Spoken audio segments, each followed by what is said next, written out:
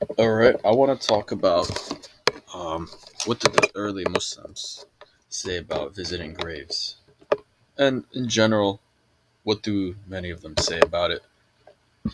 I do want to start with a book written by Ibn Taymiyyah because obviously he's like the major figure when it comes to this issue. One second.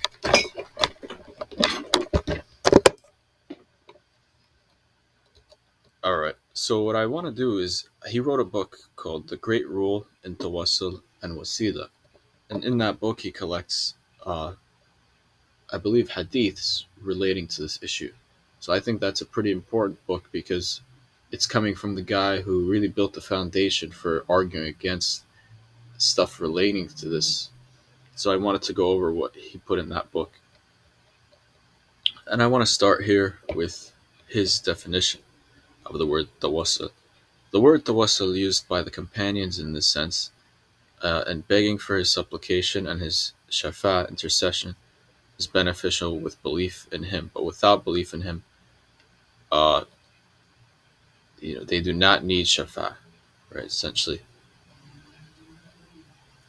he generally accepts that intercession is possible, but he might be speaking exclusively about intercession in the afterlife, right? That's what I kind of assessed from him. He says here, uh, "Oh God, if we were good, we would beg you by our prophet, so you would give us water." Right? This is a hadith. It was proven as sahih, right? That's pretty important. And we beg you by the uncle of our prophet because we were immoral, and they drank. And others said that if their agriculture was infertile, they only used the supplication of the prophet and asked for his rain. It was not reported from any of them that he was in his lifetime. That's pretty relevant, right? According to Ibn Taymiyyah, this is a Sahih hadith. They asked on behalf of the Prophet, right, or his uncle. And the reason they didn't use his uncle was because they were immoral, not because they thought that, um, you know, not because they thought, oh, it's haram to ask from the Prophet who is not alive anymore, but rather they thought if they were good people, they would have earned asking for the Prophet, right, through the Prophet. So the point is that him being dead did not affect whether they thought they should ask or not. That's important, I think.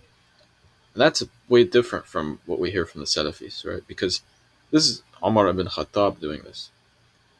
So if he thinks this is permissible, and we're supposed to follow the Salaf, then it becomes permissible, right?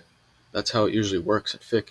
So this idea that this is something wrong, right? Because they do say, I believe, that this part is wrong too, right? Because they differentiate between different things, but this specifically, I'm pretty certain I could prove it in other parts. Certainly, Muhammad ibn Abdul Wahhab condemned tawassul, right? We know that. So he's condemning something that Umar ibn Khattab practiced.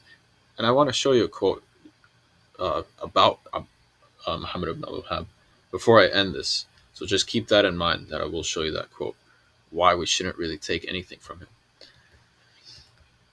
And this is another one we find in page 143 of that book. No one greets me without God returning my soul to me so that I may return his greetings. Right? This is like, I've heard Hamza Yusuf mention this. He said, look, in the hadith it says if you greet the Prophet, even by his grave, he will greet you back. Right? The Imams relied on greeting him at his grave. Right? And this is generally, even Al Barbahari, I could show you it. I'll go into it after. So I'll make a cue list to try to remember that. Al Barbahari has that in his work, and he's supposed to be one of the main people of Salafism, right? But then Ibn Taymiyyah kind of goes against everyone, right? Because almost every Hanbali said it's okay to greet the Prophet. In fact, it's Sunnah. That's what they say when you go by his grave. That's important. And he says here, the hadiths of visiting the grave are all da'if. I don't know if that's even true because he weakens stuff if he doesn't like it. So I don't know, right? Uh, right. So it says it was narrated by these guys. And this is false. None of them is relied upon its religion. First of all, you said here the Imams relied on it. And second, I can show you that almost everyone relied on this. So don't tell me it wasn't relied on. And honestly, Ibn Taymiyyah is not. That's the problem with Salafism fundamentally, is that it's like it treats Ibn Taymiyyah as like he can never be wrong. That's how they treat him. They'll claim otherwise. They'll say, "Oh, the billah" and all this stuff. You know how they are. But they're more personality focused than anything, right? They're not really sincere about their principles. They'll say we don't do this, but they'll do it anyways. So it doesn't matter what they say. Focus on what they do. This is another one. Whoever visits me after my death, it is as if he visits me in my lifetime. It's pretty relevant, right? Um, and I believe the Hanbalis followed that, but let's keep going. And this is an apparent lie that contradicts the religion of the Muslims. Whoever visited him during his lifetime, believed in him, was one of the companions, especially if he was one of the immigrants to him, right? So he tries to condemn that. I don't know if that one is sahih or not.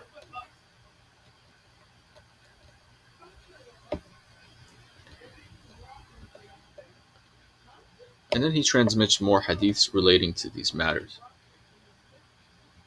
And this is another hadith which says somebody had a disease.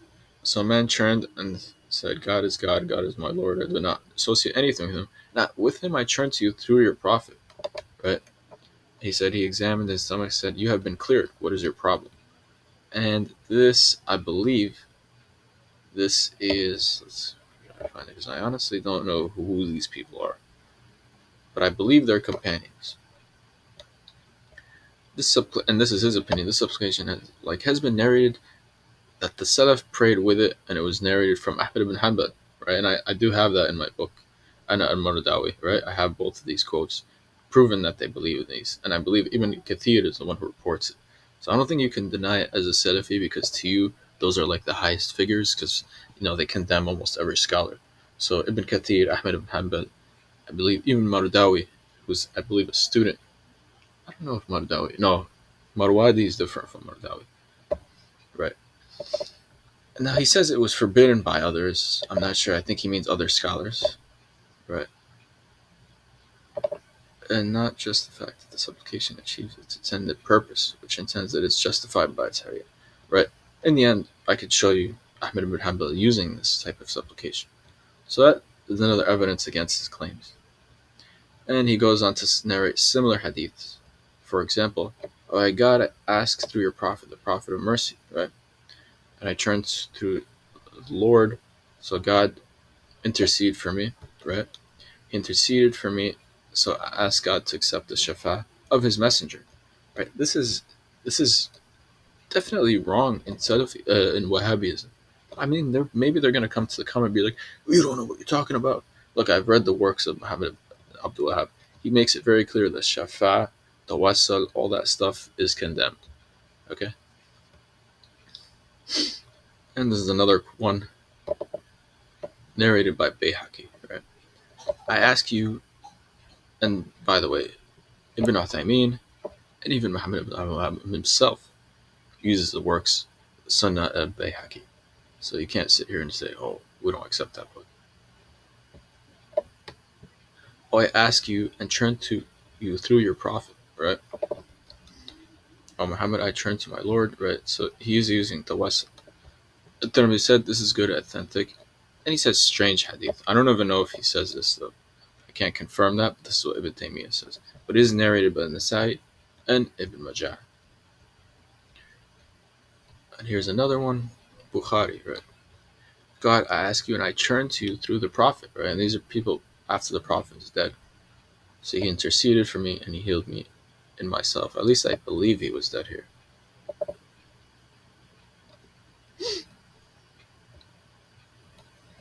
Another one I did several of these. So it's whoever asks God for a wasila, for me, intercession will be granted to him. Right? This is another hadith, comes from Sahih Muslim. Right? It's a prophet speaking. The nation's question for him is the wasila, means of supplication for him, which is a meaning of intercession. And for this reason, the reward is of the same type as the action. Whoever prays upon him May God's blessing be upon him. So intercession, so he commanded to supplicate, right? Okay. So let's just keep going. This is another one we talked about earlier where they asked his uncle.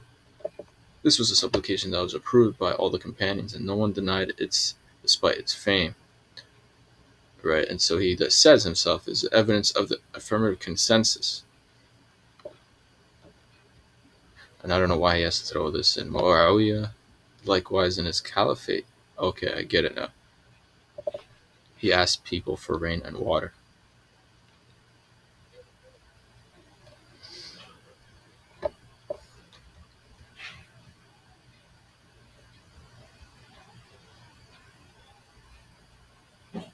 So this is a wrong argument. He knew that during his lifetime they only begged by his supplication and his intercession. After his death, they pleaded with the supplication of others. See, the problem with this is he's saying that because they use his uncle, right? The issue is that they makes it clear that they're using the uncle because they believe they were being immoral. So they don't think they deserve to ask the prophet through the prophet. So not because in general it's haram to ask the prophet, right? You understand? It's more conditional, at least in their mind, right? That's different from what I think Ibn Taymiyyah would be arguing. And he does specify not by the prophet himself, right, but through the intercession of the prophet. And this is an important distinction to make.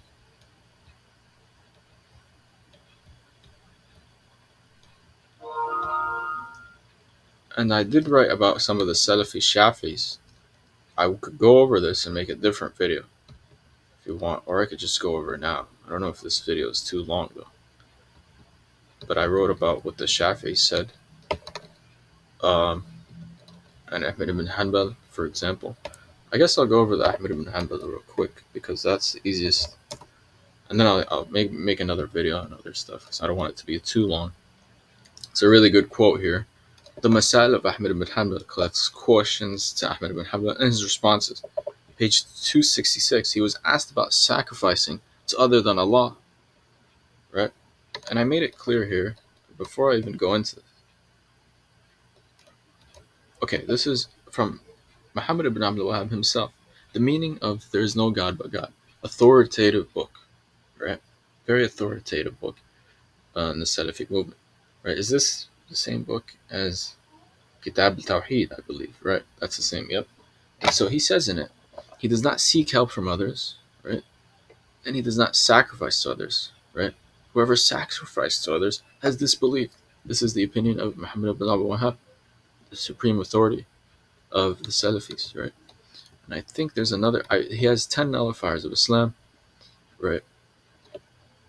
And this is another one of them, nullifiers of Islam. Whoever places intermediaries between him and God, inviting them, asking them for intercessions, right? That's exactly what we just covered, intercession, right? Which, by the way, some of the Sahaba practice a certain level of intercession. But there's a lot of content here. I can't go over all of it. But I want to go over this. This is one of the most important quotes. It says here, I asked my father, who sacrificed for the flower, sacrificed for other than God. And I just told you that Muhammad ibn Wahhab considered that to be leaving monotheism. He said, I don't like it. I told my father it is not that it's forbidden to eat it. I said, I did not say it's haram, but I just don't like it. It's pretty relevant. And you can go over the next one, which he reiterates the same thing. A man sacrificed to the planets and the stars. It's even worse. I don't like it. I hate everything that is slaughtered for other than God. Right? And some of them hated what was slaughtered for the church. And what his point here is that it is not shirk. He doesn't even say it's haram. He just says, I don't like it. Meaning, this is makruh, which is a lower level. Makruh means something is not forbidden. And to say that it takes you out, this takes Ahmed ibn Hanbal out of Islam. So if you're a Salafi, you have to make takfir of Ahmed ibn Hanbal. And don't say, oh, because he didn't know or this or that. If you believe that Muhammad ibn Wahhab's 10 nullifiers are correct, and it makes it's ironic because he's supposed to be more authoritative. He's supposed to be saying, if you saw my last video, that we're supposed to go back to the sayings of Ahmed ibn Hanbal. But he said, Ahmed ibn Hanbal makes it very clear here. He is not completely disagrees with your 10 nullifiers. Right? I don't see how you get around this one. There's another statement that I just talked about earlier about Ahmed ibn Hanbal using tawassal or shafa.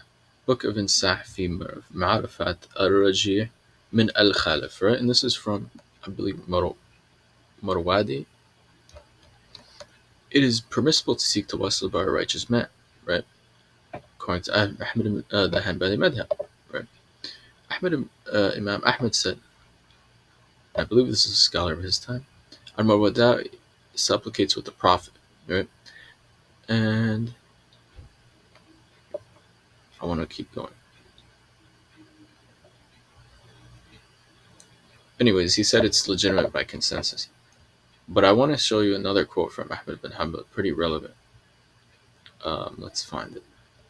This is mentioned by Al-Bani, right? He wrote a book, Tawassul Types and Provisions. Invoking the supplication of a righteous man, he goes and says Ahmed ibn Hanbal permitted it, right? And so does Imam Shawkani, another, I believe, early scholar, right?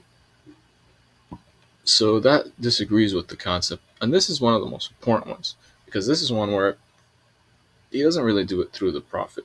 He doesn't even do it. He sounds like he's doing istighatha, which is considered, Salafis somehow differentiate between that and tawassul, even though there's many cases where Muhammad ibn Wahab condemns shafa, tawassul of all types, right? But let's look at what he said. Bidawa wa Nahiya, collected by Ibn Kathir. I was talking about this earlier. I strayed from the road, right? This is Ahmed ibn Hanbal, Imam Ahmed. I strayed from the road while I was walking. So I started saying, O servants of God, show me the way. And I kept saying that until I stopped on the road. So he's asking them for help directly, right? And that is a type of istighatha, you might say, right? There's another silly argument that I found in another book. I don't know if you could use it, but I want to put it in here. It says, do not dua to other than Allah, right? Interestingly, dua just means calling, right? It says here, do not make your calling of the messenger among yourselves as a call of you to another. Essentially, it's okay to call the prophet literally, as long as it's respectful. But this is like a silly uh, semantics argument, right? I felt like throwing it in. He says dua is worship, right? The call is worship. Right? This is the argument they use. There's too much content here to go over, right? I don't want to go over every little thing, but I did. If you want to read it, you could. But there's more content. I want to talk about other things. Maybe I'll make another video.